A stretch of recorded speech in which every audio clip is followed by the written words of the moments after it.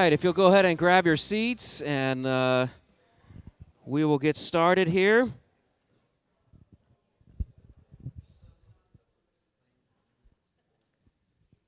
I didn't wear these pineapple socks on purpose, but now everybody gets to see my pineapple socks. Dr. Thomas, I suspect that you don't have any pineapple socks.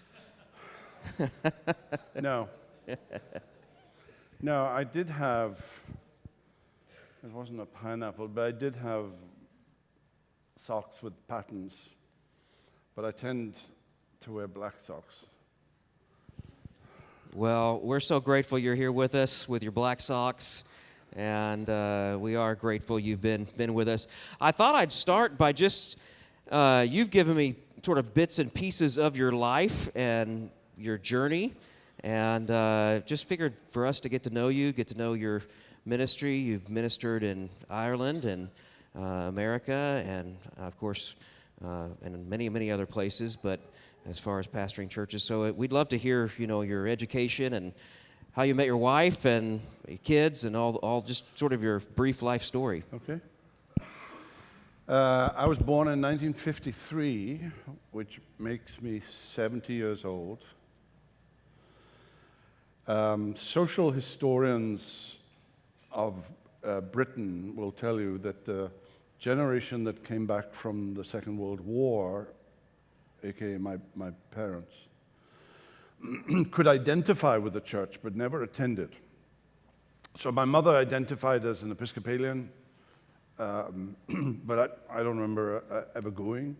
And my father identified as a Congregationalist, but again, I never remember him going. And then the next generation, namely me, didn't identify with any church.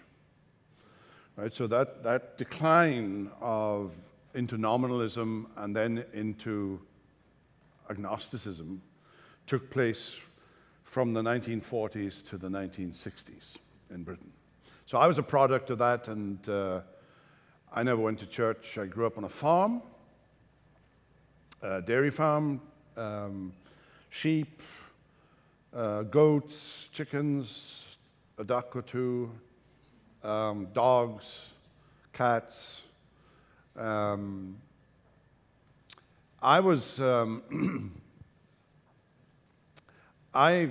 if I excelled in anything at all in high school, I had a typical old-fashioned education, 5 years of Latin. It was a different era, and I excelled in math and physics. Those are my interests, and I went to college. I applied to all kinds of places in London, and I just wanted to get away from home. And then I was offered a place in Imperial College in London, and I got gun shy about the whole thing, cold feet, and decided, no, I was going to the local college, which was 38 miles away in Aberystwyth, and I majored in math and physics, and eventually majored in math. My first semester at college, I thought that science had all the answers. I believed in the Big Bang, and if you asked me what was there before the Big Bang, or if you asked what was the cause of the Big Bang, I would have answered something like there was something. There was eternal matter or eternal force, magnetism, something. Irrational and stupid as that answer is, but it was fine for me as a teenager. Until my best friend in high school sent me in the mail a copy of John Stott's Basic Christianity, which I read in the Christmas break. I went home, my parents were divorcing, it was awful. I spent most of the vacation in my bedroom, and I picked up this book and I started reading it. And within a couple of days, on the 28th of December at about 11:15 at night in 1971. I fell on my knees and I prayed some awful, theologically awful prayer. God, if you exist, and I'm not sure you do, I need to be saved. Something like that. I knew immediately that something had happened. I couldn't have put it theologically, but I knew I'd been saved. And I spent all night rereading this book. I didn't have a Bible. I kept reading this book. In the morning, I told my mother. My mother got alarmed. She called the doctor. This was a time when doctors made house calls. So he came, about 5 o'clock in the evening, he came with his little bag, and I talked to him and told him he needed to be saved. And he told my mother that I was having some kind of mental breakdown, and he prescribed some tranquilizers, which I never took. So a couple of days later, I went back to college. And what you need to understand about Britain and America is that in Britain, you can drink at 18, legally.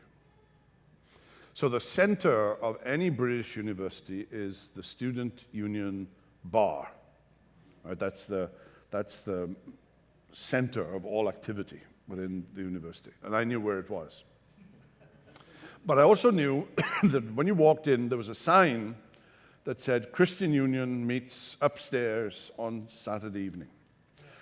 We used to refer to them as the God Squad. And they would go upstairs I had no idea what they were doing. They were casting out demons or something. I had no idea. But when I went back, I went upstairs and met my future wife because I recognized her. She was in my class, in my math class, because she was a math major too. And I recognized a couple of other people in there, and I was taken. For the first few weeks, I went to an Anglican church because my mother was Anglican, and in the whole divorce thing, I sided with my mother rather than my father. You know how teenagers make awful judgments. And so I went to the Anglican church, and it was smells and bells. Oh Lord, open thou my lips. That sort of stuff. And I was really confused. And after a couple of weeks, Rosemary and her 2 flatmates pulled me aside and said, where are you going to church? And I said, I was going to St. whatever. And they said, no, you're not. You're coming with us. And they took me to Alfred Place Baptist Church, where the minister was Jeff Thomas. And Jeff Thomas is a well-known name in Reformed circles for sure, and he visits the States a couple of times a year and speaks at Baptist conferences and stuff. And he had just graduated, maybe 7 or 8 years, graduated from Westminster Seminary in Philadelphia. So I took in Reformed theology unknowingly, just listening to him preach. And I grew. I mean, as you do when you're a college student, it's a time of great opportunity to grow when you're surrounded by Christians who are young Christians, and they're full of zeal. They don't have much knowledge, but they have a lot of zeal. And I grew, and I started reading. The great thing about math was that math was intuitive, and any homework that they gave you to do, you did in an hour. You went to the library, did the homework, handed it in, and then you were free, right? You didn't have books to read, because who reads math books? So I read theology. I read Banner of Truth books. The Christian Union was studying a series on Stephen Charnock, a Puritan, on the existence and attributes of God. That was the book that we were going through every week, which is astonishing. I became the president of the Christian Union, and the church, well, first of all, I was immersed. I was baptized. and immerse. So Amen. I'm good to. I've covered all the bases. I'm good to go. But the church elected me a deacon. I mean, I was a 4-year-old by that time, Christian, and I became a deacon, which is, I'm not sure what I think of it now, but I became a deacon. And they encouraged me to go to seminary. And I felt an inward call almost immediately after I was saved. And the fact that I became president sort of confirmed that, and then the church sort of encouraged it, so it confirmed it. And I ended up going to what used to be the Presbyterian College in Aberystwyth, but it was now the religion department of the university, as liberal as the day is long. And it was awful. It was just soul destroying. It was just awful. And it wasn't academically satisfying. And spiritually, it was dead.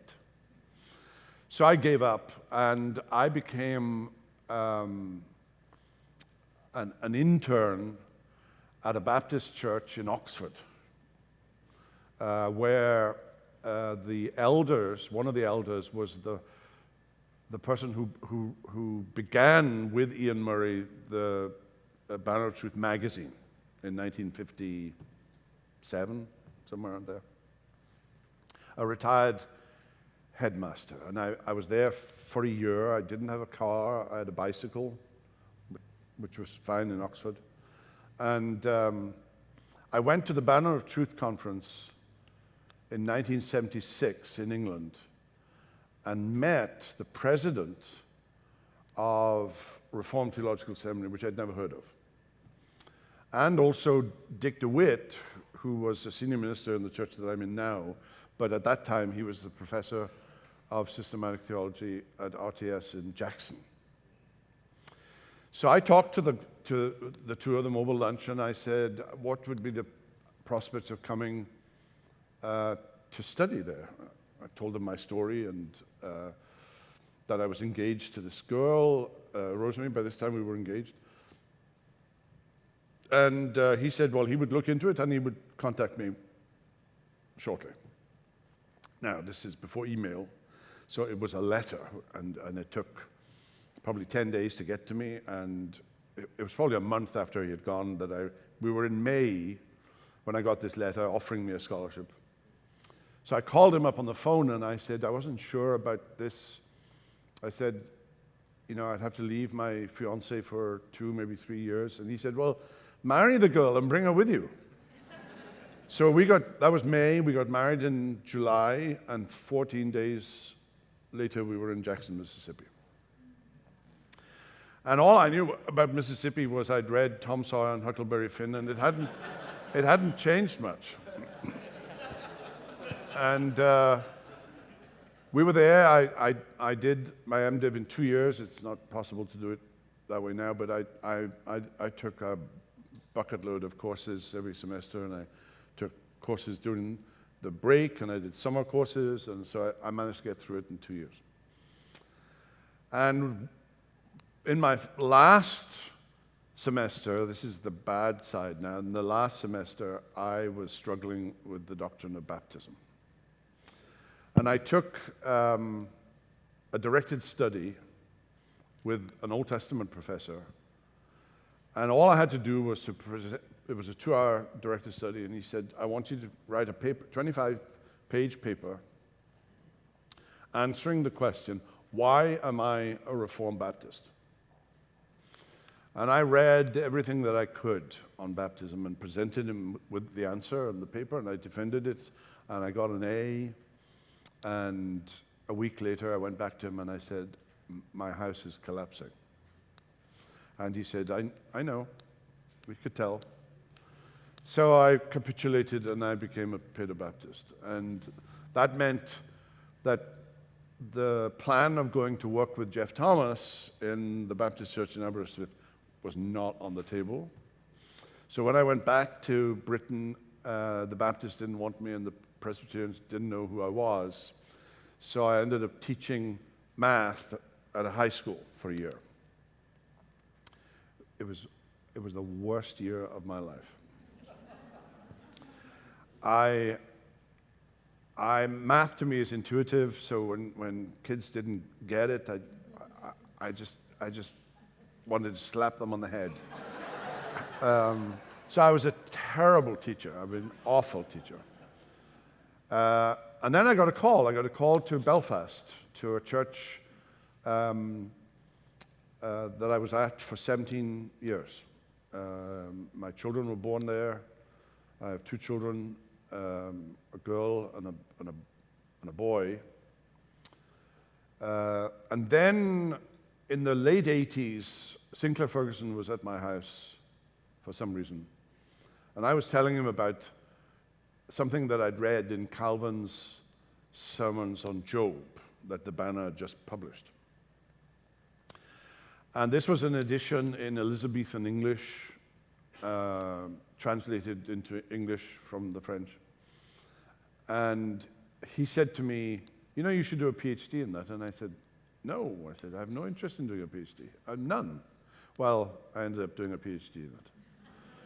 And graduated in the year 2000 from the University of Wales. And because I had now embarked on a PhD, I met in '94. I met Ligon Duncan. Ligon Duncan was doing a PhD in Edinburgh, and he came over to Belfast to my church for a wedding. And we got to know each other, and it began a friendship that's lasted now for 30 plus years. And he was called to be a professor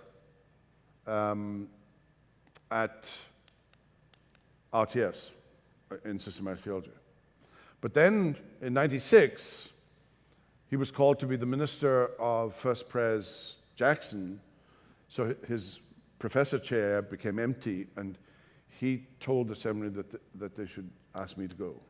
And that was a big decision. That was a very difficult decision to emigrate from Ireland to the USA, but more than that, to emigrate to Mississippi again. And to take a 15-year-old son. My daughter didn't go. She was in a boarding school and went on to study medicine, and so she never actually came to the States. But my 15-year-old son came, and it was a huge culture shock for him. It was extremely difficult the first year for him. So I was a professor there by day, and by night or weekends, I was the evening preacher for Ligon at First Pres Jackson, and I was there for 16 years. And then 12 years ago, I was called to be the evening preacher for Sinclair Ferguson at First Pres Columbia. And 2 years later, he retired, and then I became the senior minister, and I've been senior minister for 10 years, but I've been at the church for 12. And I announced last November my willingness and readiness to retire, but I would stay on until they found my successor, which they've done. So my last Sunday will be Christmas Eve, and the church will be vacant for one Sunday, and then the new guy will start on the first Sunday in January. And I've known this guy for 35 years. But you're still going to produce. You'll still have some things on Ligonier coming out, and we're still going to be able to I'll probably do a little more with Ligonier. I'll still teach. I'm a chancellor's professor, and I teach 3 courses a year. The 2 of them are 1-week courses, and then one of them is every Thursday afternoon for 13 weeks in the spring or fall. And I'll continue doing that for a while, and I'm going to write some. And I hope to do some preaching somewhere, at a vacant church somewhere for a while. I just don't want the mess that goes with ministry. I'm done with all that. Great. Well, thank you so much, and honor God for all that He's done through you, and what a fantastic life. Well, let's get to some of these questions. It's doubtful we'll get to all of your questions. We have a number of questions here, but I'll just go through them in the order they were given to me. So one question was, the first list of vices. So the first list says put to death, and the second list says put away. The question is, why would there be a difference in the language of put to death or put away? Is it have to do with the sin, or is it just him saying it another way, or what are your thoughts on that? I think it's just a rhetorical effect. Right. I don't think there's anything theological that differentiates what he means. So a question on top of that would be, you talked very clearly, used a couple examples from Owen. How would someone know that they've put a sin to death? Well, that's a great question because sometimes we think we've put a sin to death and it comes back. Right. You're not troubled by this sin for years and you think it's gone, and then all of a sudden it comes back again and it catches you unawares. And I think that's why you need to be vigilant. I'm not sure that you ever really know that you've actually killed this sin. You might have given it a head blow. Right. You might have given it concussion for a season, but it can recover. Right. And come back in a different form. In your own life, in terms of battling sin and just assessing your own spiritual condition, what do you do? Do you have a way of assessing your own spiritual condition? Looking at you mentioned a little bit being grumpy. What do you do when you think about these things, and how do you assess where you are spiritually, and what are some diagnostics that you have in your mind about your own spiritual growth and fervor and ongoing maturity? Marriage. Because your wife will tell you. It's actually one of the great things about marriage, that you really are accountable to one another. I have no secrets from my wife. And living in an honest relationship with one another. And she will, she's a no-nonsense kind of girl. You'll meet her tomorrow. Everything is kind of black and white for her. We've been married now for 47 years. And it's been but marriage is certainly one of the helps. But having an accountability or a friendship, for me, having a friendship with another pastor has been important, and I've had several to whom I can talk and relate and be honest with. I've experienced, for pastors present, I've experienced solo ministry. In Belfast, I was the only one on the payroll. There was no secretary. There were lay folk who were involved in bits and pieces of the ministry and children's work and stuff. But when I went to the office at the church, I was the only one in the building. And it was kind of lonely. And therefore, it was important for me to meet with another pastor. We had coffee every Thursday morning, and we talked about ministry matters, issues.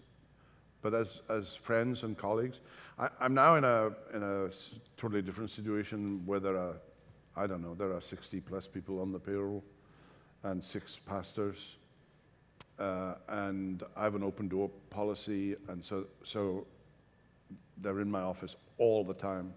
I have to kick them out because I need to do some work.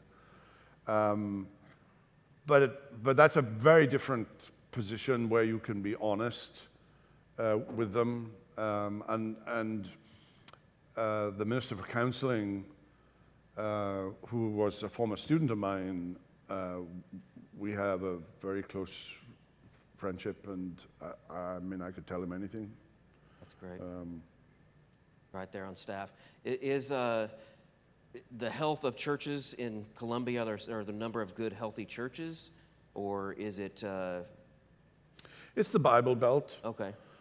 So there are strong Baptist churches, there are strong Presbyterian churches, not all of them quite as strictly reformed as First Pres would be. There are lots of PCA churches that are good and lively and healthy. And there are lots of non-denominational churches. Occasionally I go away for a couple of days with 10 or 12 pastors. Half of them are in non-denominational churches. And they're all reformed soteriologically. They may not be on the same page on doctrine of the church or whatever. But we're all on the same page as to what the gospel is. And it's a time to listen and learn and be encouraged by others. That's good. That's good.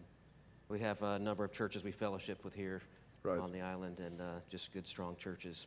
It's important for me. I've been in a Presbyterian church all my life. I've been in a traditional worship service all of my life, and I need to see the other side. I need to sort of see, how do black churches worship, for example.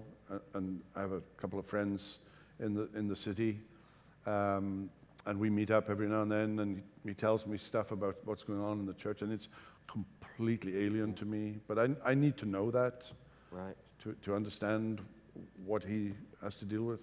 Yeah. You kind of touched on this in what you just said a little bit ago. What is the church's role? So a lot of the folks here are church members, not pastors of churches, but what is the church's role in a person's sanctification when they're thinking about their own life? And we kind of talk about other pastors and maybe even on staff, but what is it, when you think about most Christians as members of churches, what's the church's role in their own sanctification?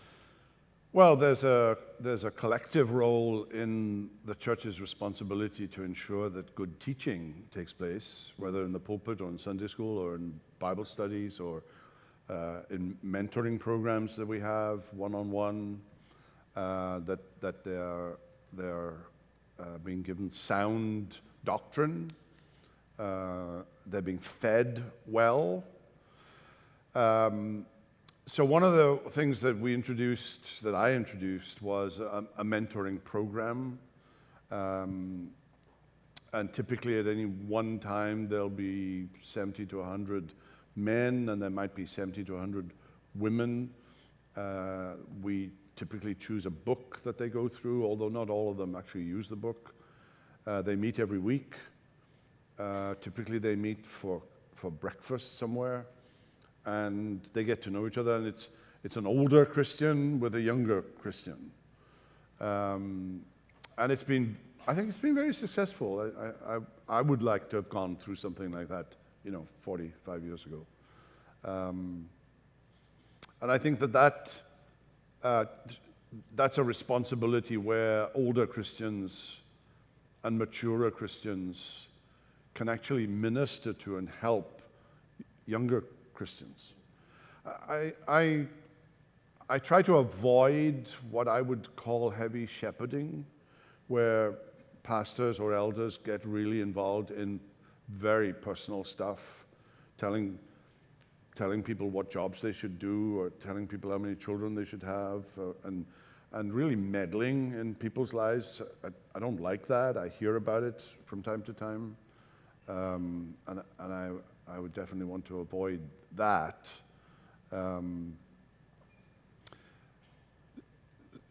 So it's a means of grace issue, that people are involved in church life, and they're not just Sunday morning Christians and that's it. It's important. I think it's important that Christians, fellowship with one another, encourage one another. I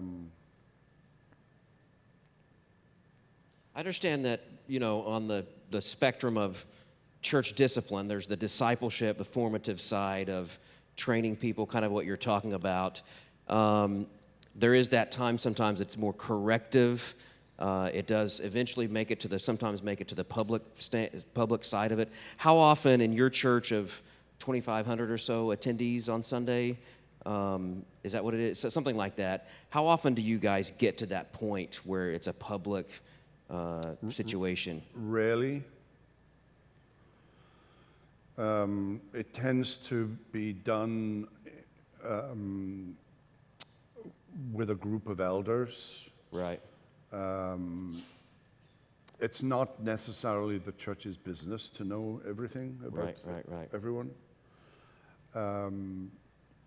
If it was a case of church discipline involving excommunication, there would be a point at which the church would be informed about it. Right. But that would be very rare for that to happen.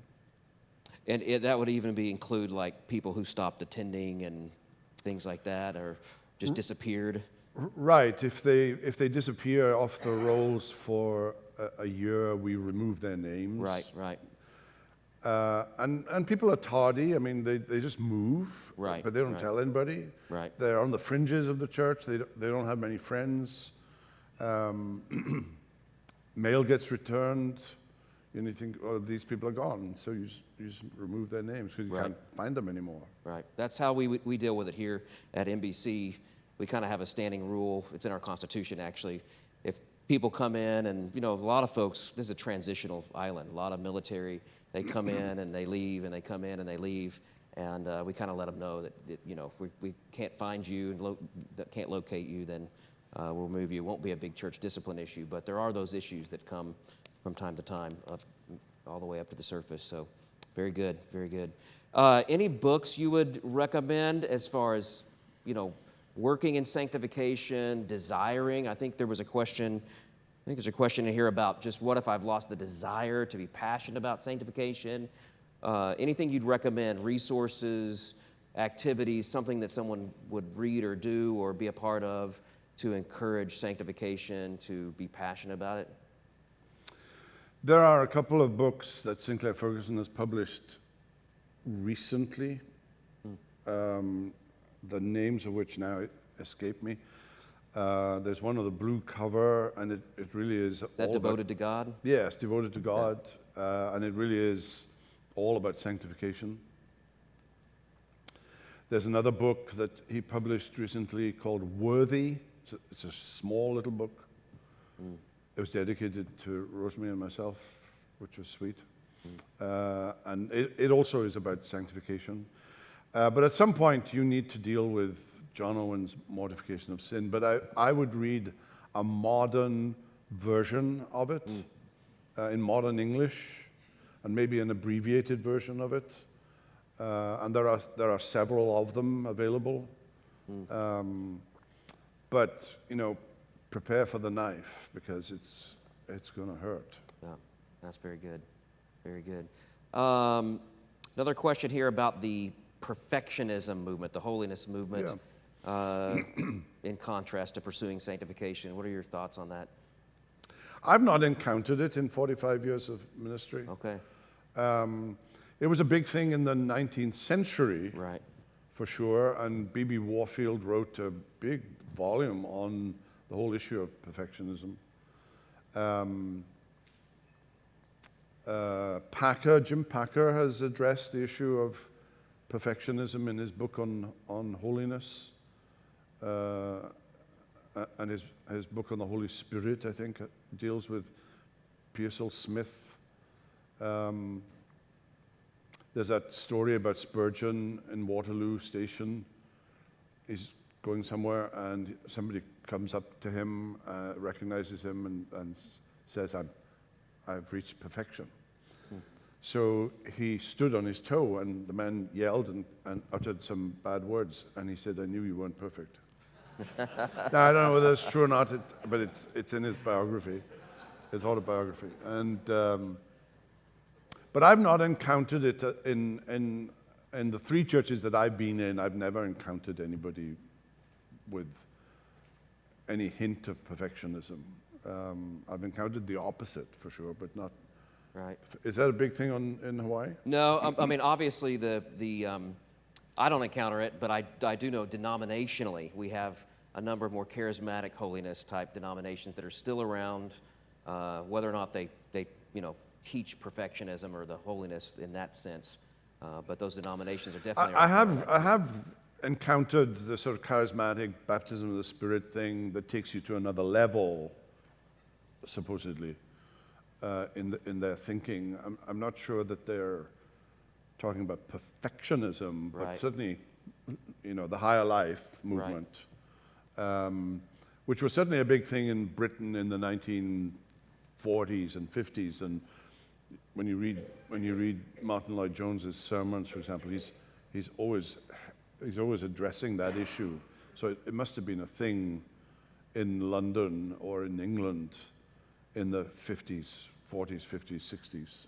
And sort of the non-charismatic, the Keswick movement, the non-charismatic movement, side. yeah. Sure. Yeah, the idea of there's a second level of Christianity Right. that we can achieve if we focus Right. enough. And very good, very good. What are what do you think the most pressing issues are for the church today? You've been in America long enough to know American culture, to know what's going on, and just the chaos that's happening just in the last few years. As far as the church goes, what are the most pressing issues and the things we should focus on as churches? Yeah, that's such a difficult question. And I think it depends on where you are. If you're in a church in Vermont, or Maine, you're surrounded by liberalism and hostile progressivism. But I'm in the Bible Belt, so the governor of South Carolina is a member of the church, and he's there every Sunday in the balcony with his Bible, and he's taking notes. But I do think that we are back to the 2nd century in the West, where the church has lost the support of the apostles. It's lost the support of the empire when it sort of sheltered under the empire's acceptance of Judaism, the so-called religio licita rule, where Christianity was just a Jewish sect for a while, and so it sheltered under that Right. legal umbrella. But in the 2nd century, it lost all of that, and the church was on its own, and embattled, and hence eventually Tertullian's plea to the emperor. And I think that's probably where we are right now, with all of the progressive issues. I mean, calling into question. I mean, a representative in the House having a hissy fit because the speaker used the name of God in his address. I mean, it's in the Constitution, for goodness sake. So with that kind of progressive hostility that covers a whole series of things, from gay marriage to gender identity, all of that is so antithetical to Christianity that we have women in our church who are CEOs of multi-million-dollar companies, but they cannot be an elder. Now, how do you defend that in a world that's completely lost sight of its Judeo-Christian heritage? We have calls every week. We have at least one, maybe two a week. We have a call because we are an old historic church, 227 years. The church was founded the year the city was founded, in 1795. So we'll have a call from a lesbian couple in Atlanta wanting to get married in our church. And sometimes I never take the call, and we have a standard response when this happens, but it happens once or twice a week. And sometimes I think it's a reporter just trying to get a story. And our answer is, we don't do weddings in our church unless one of them is a member. Right? We don't do non-member weddings, period. Yeah. We're not obligated to marry anybody. It's technically a civil thing, right? We give it a blessing, but it's actually a civil ordinance. I sign a civil piece of paper as the representative for the state of South Carolina. But those are issues, I think, that affect everybody. I mean, this year it was, we have homeschoolers, we have Christian schoolers, we have public schoolers, we've got the whole range, right? And we don't take a stance on any of it. But parents, send their kids to public school. The biology teacher is trans. What do? Should we take them out of school? So those are pressures, that are coming on our young families, and pressure to conform. It becomes judgmental. The homeschoolers will criticize them for sending them to public school in the first place, and so there's, going on, and so there's pressure outside, and then there's pressure inside. And I think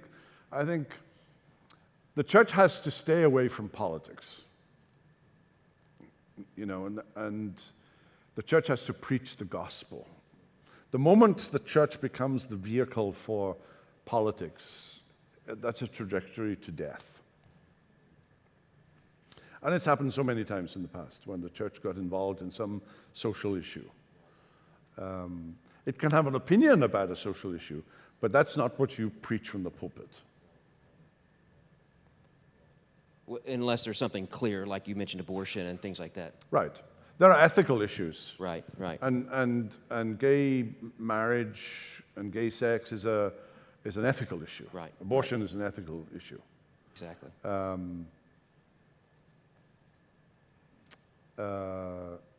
It's a controversial thing, but in the 19th century, slavery was an ethical issue, right? And the church took the wrong side of it in South Carolina, but that's our history.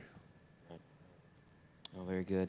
Well, our time is up. Tell us how we can pray for you and Rosemary. Retirement. Retirement. Okay.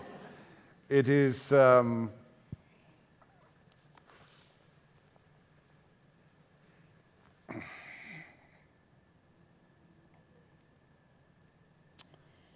It is 56 days away.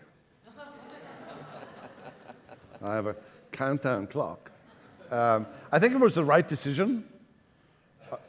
I don't have the energy that I used to have, and a church of our size, we have endless meetings.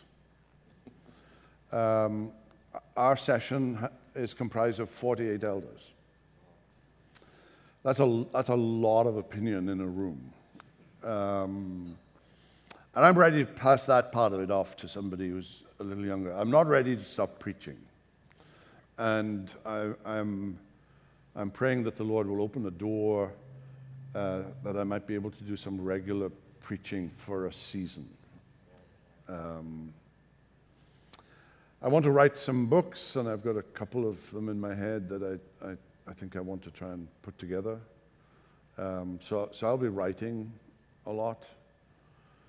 I'll still be doing my RTS stuff, and I'll still be doing the Ligonier stuff, but and I have 8,500 books. And so there's been a concern on my part as to where am I going to put them, because I need to get them out of the church. The previous two senior ministers ago, he retired, but he left his books in boxes in the church. And when he died, had to kind of dispose of them. Well, I don't want that scenario. So they have started this very month a Christian study center in Columbia, in the university district. They bought a house and they've turned it into a study center. And I went to see them. And it's a conservative, the guy running it is a Reformed Baptist doing a PhD at Southern. And I went to see him and I said, what are you going to do about books? Because a study center needs books. And he said, yeah, we don't know. And I said, how about I give you my books on condition that I can come and study here 2-3 days a week. Deal.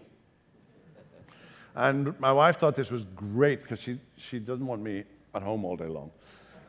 So I'll be leaving, maybe not at 7:30, but I'll be leaving maybe at 8:30, and working there for 4 or 5 hours, and going home. But I'll still have my books, and other people will be able to use my books, which is a great thing. So. Well, let me pray for you, and then I'll hand it off to Spencer, who will give us some instructions. All right? Lord, again, we thank you so much for Pastor Derek Thomas, and he's just been such a great resource for many of us. For many years, we've watched and listened and read his books, and it's just a blessing to have him in person here to minister to us, and it's been such a wonderful, wonderful time just the last 24 hours, getting to know him, listening to these wonderful messages about sanctification. Your word brought to our hearts, Lord, that's what we long for, that's what we love. And we're so thankful that we got to be a part of this the last day. We do pray for Derek and Rosemary in the next chapter of their lives, beginning in 56 days. We pray that you'll bless them. I know that for every fella who's worked for decades to suddenly have a change in pace, a change in schedule. Lord, I know sometimes this can be a stressor in of itself. So we do pray for him as he manages that and navigates all the things that need to be decided during that time and moving the books and all that happens there, Lord. We do pray for him that you'll continue to provide him great ways to minister and preach. Lord, I know that your kingdom is enriched and your kingdom has grown because of his ministry. And Lord, ultimately we know it's you working through him. So we give you all the glory and we praise you for what you've done, even just these 2 days, through the ministry of Dr. Derek Thomas. Thank you for this time, and thank you for the food we're about to eat, and bless us as we fellowship the remaining moments, and then tomorrow as we get to hear from him one last time. We ask all this in Jesus' name. Amen.